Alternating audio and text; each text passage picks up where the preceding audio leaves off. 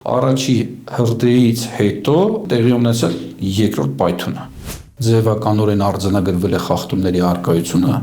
թերի քննություն է կատարվել Սուրմալու առևտրային կենտրոնի կառավարիչների նկատմամբ։ Փող տվող չեն, այլ իրենք փող ստացող են։ Վերաքննիչ քրեական դատարանը տուժողների դեմ է աշխատել։ Առնու լրատվականի հարգելի հետևորդներ, մենք մեր տաղավարում հյուրընկալել ենք փաստաբան Տիգրան Մուրադյանին։ 2021 թվականին վստահ եմ հիշում եք Սուրմալու առևտրի կենտրոնում հրդեհ բռնկվեց։ Այդ դեպքից 1 տարի անց օգոստոսի 16-ին ողբերգական պայթյունը տեղ ունեցավ առևտրի կենտրոնում, ինչի հետևանքով 17 զոհ։ Քրեական վարույթը նախաձեռնվեց եւ ըստ էության 2 դեպքով քրեական վարույթները միացվեցին եւ 1 վարույթում քննվեցին, սակայն քրեական վարույթով կարծես թե ոչ հանգամանալից քննության մասին են ահազանգում կողմերը եւ մենք այսօր քննության կոնկրետ ընթացքի մասին կզրուցենք պարոն Մուրադյանի հետ հասկանալու համար թե ինչ խնդիրներ են արկա, ինչ բացթողումներ կան քրեական վարույթով եւ ինչի մասին է ահազանգում դժոխք կողմը։ Պարոն Մուրադյան, շատ շնորհակալ եմ, որ չեք մերժել մեր հրավերը եւ այսօր մեր տաղավարում եք։ Փորձենք հասկանալ 2022 թվականի եւ 21 թվականի գործերը միացվեցին իրար, 1 վարույթով քննվեցին։ Կա գործ դատարան, որը գնացել է 17 զոհերի մասով, պատասխանատուների մասով, ինչ է կատարվում։ Նախ ես եմ շնորհակալ, որ հրավիրեցիք։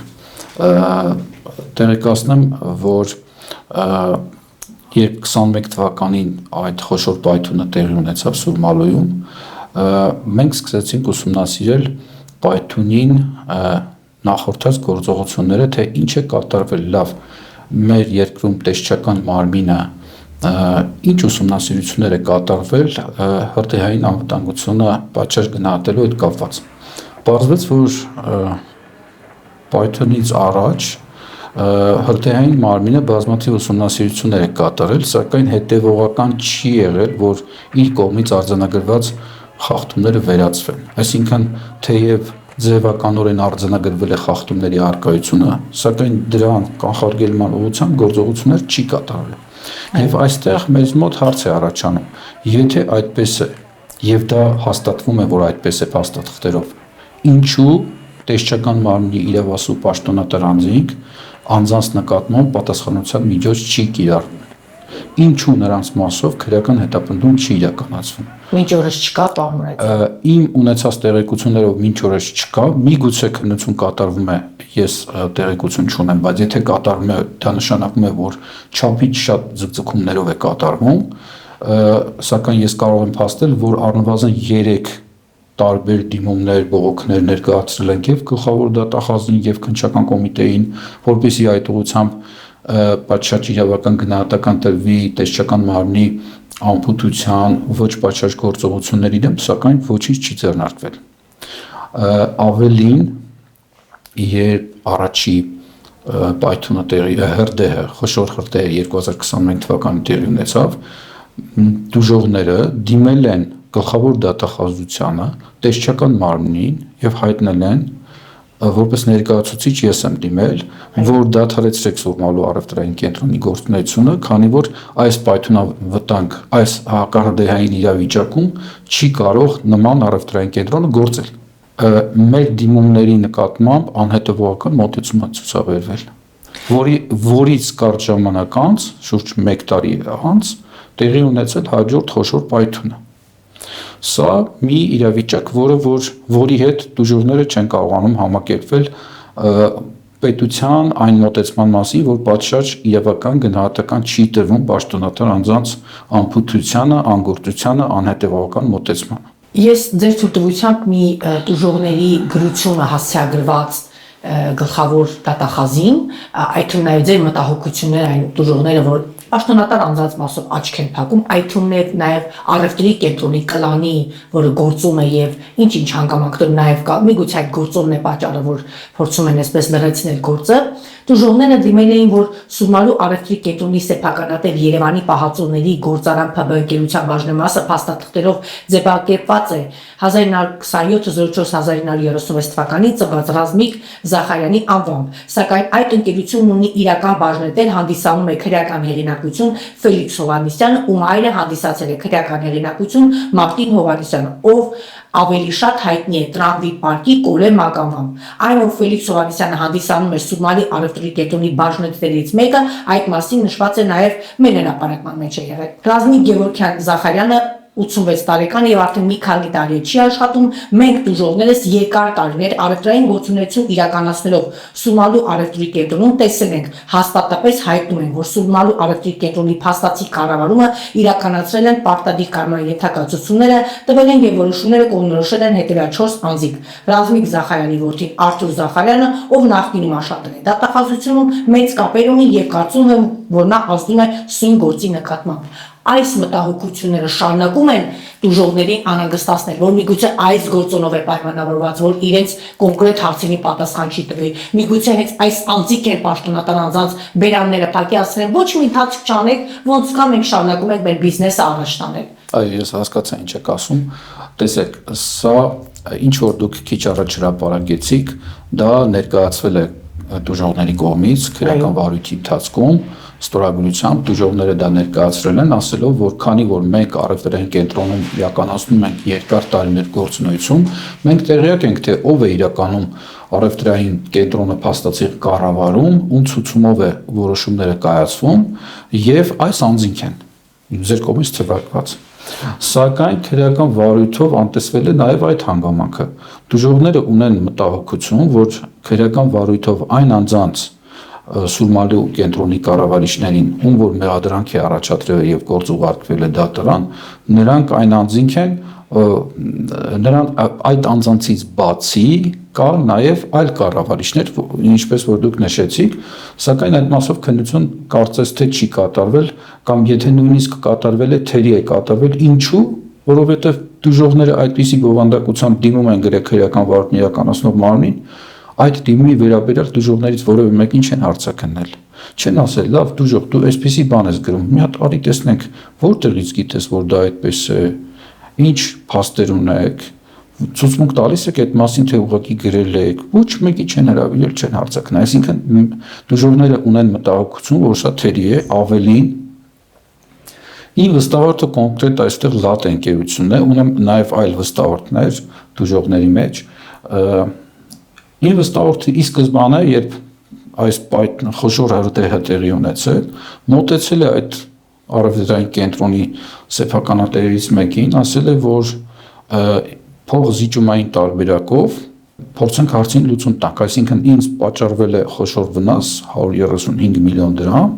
այդ վնասի մի մասը դուք հատուցեք, մի մասն էլ ինձ արտոնյալ պայմաններ տվեք այստեղ, ես փորձեմ վերականգնվել։ Պատասխանը եղել է, որ իրենք փող տվող չեն, այլ իրենք փող ստացող են։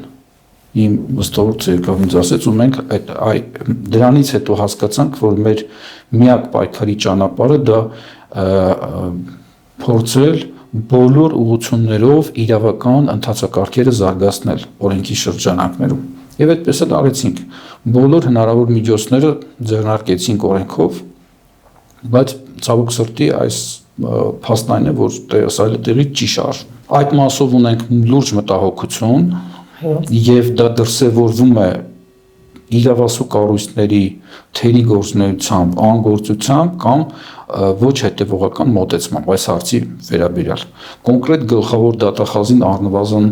4-ից 5 դիմումներ, բողոքներ, միջնորդություններ ենք ներկայացրել, քննիչների դեմ ենք բողոքներ ներկայացրել, 4 քննիչ է փոխվել այս գործով, ամեն քննիչ իր մոտեցումներն է ցուցաբերել,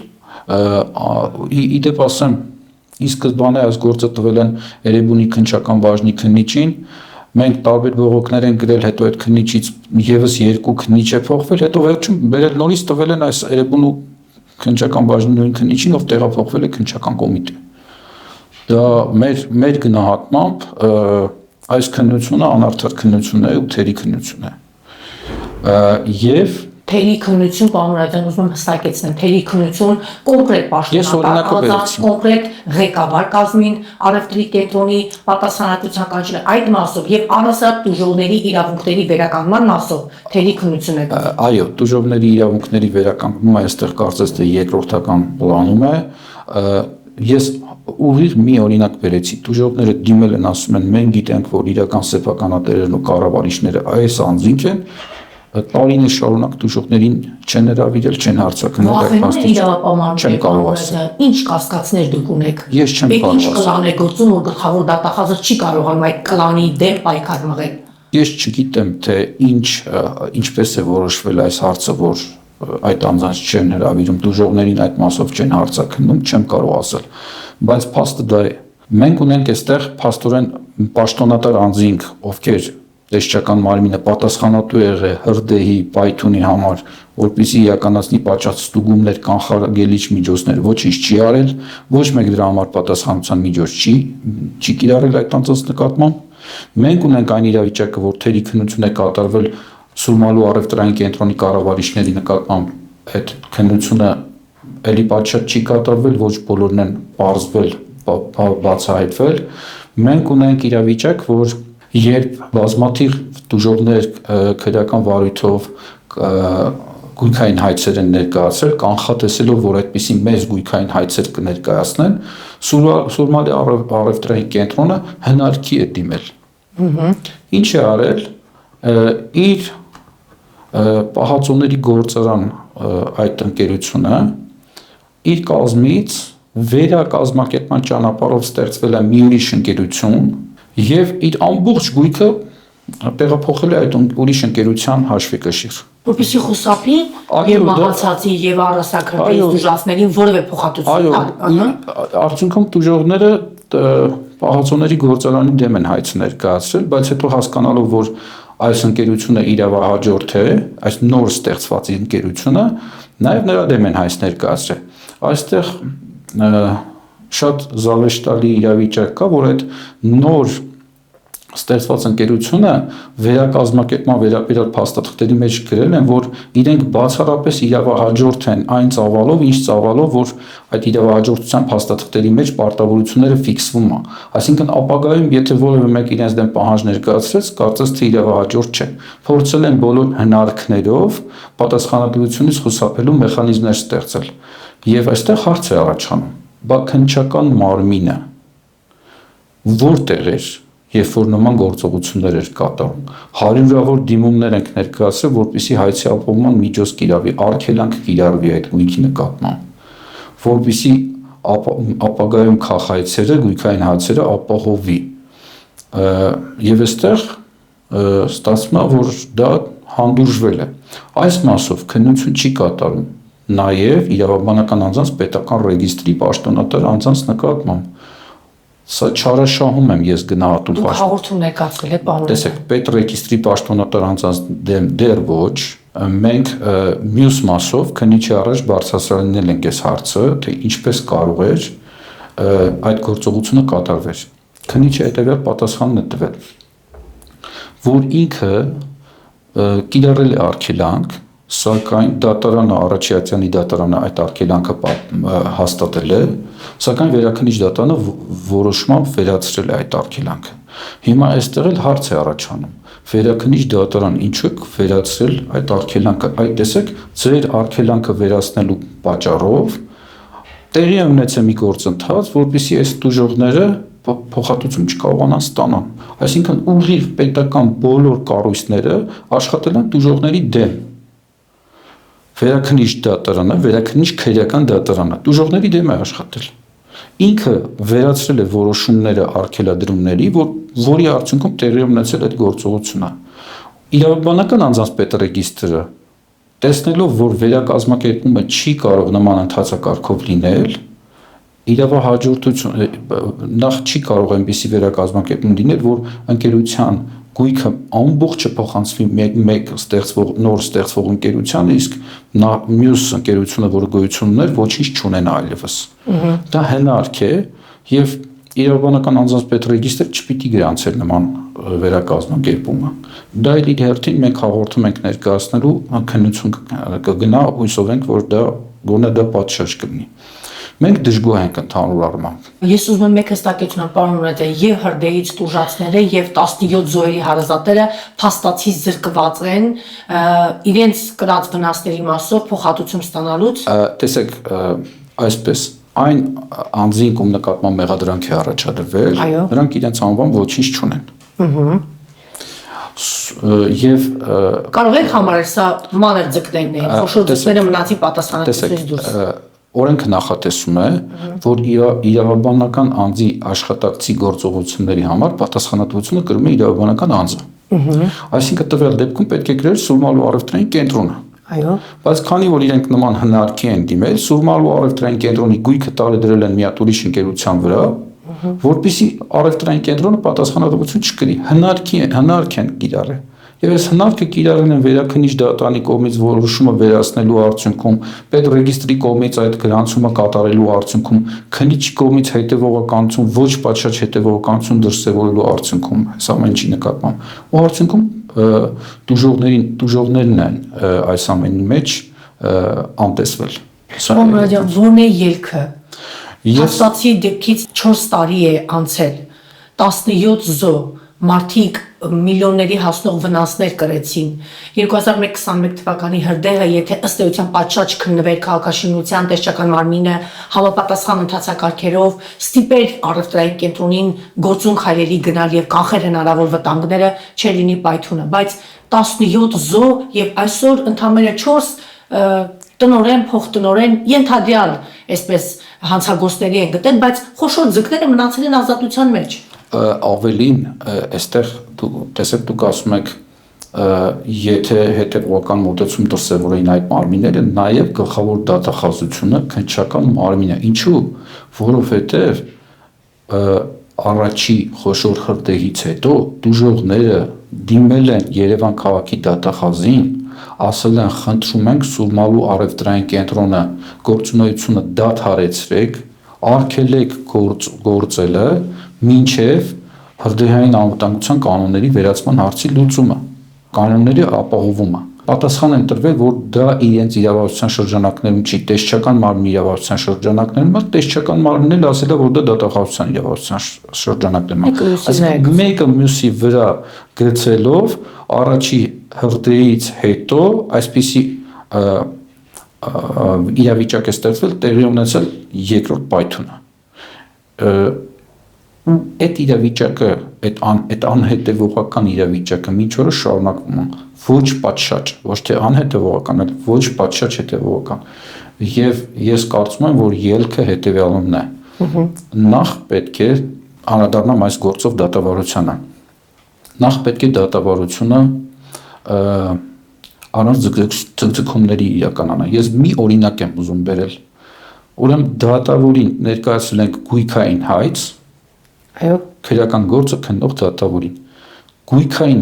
հայցով 1 տարի շարունակ ոչինչ չի կատարել։ Ով է դատավորը։ Գույքային հիմա կասեմ, նույնիսկ գույքային հայցով պատասխանողներին ծանուցում չի ուղարկել 1 տարի շարունակ։ Ջոն Հայրապետյանն է դատավորը կենտրոնում գտնվում։ Ինձ համար դա աբսուրդ է։ Ես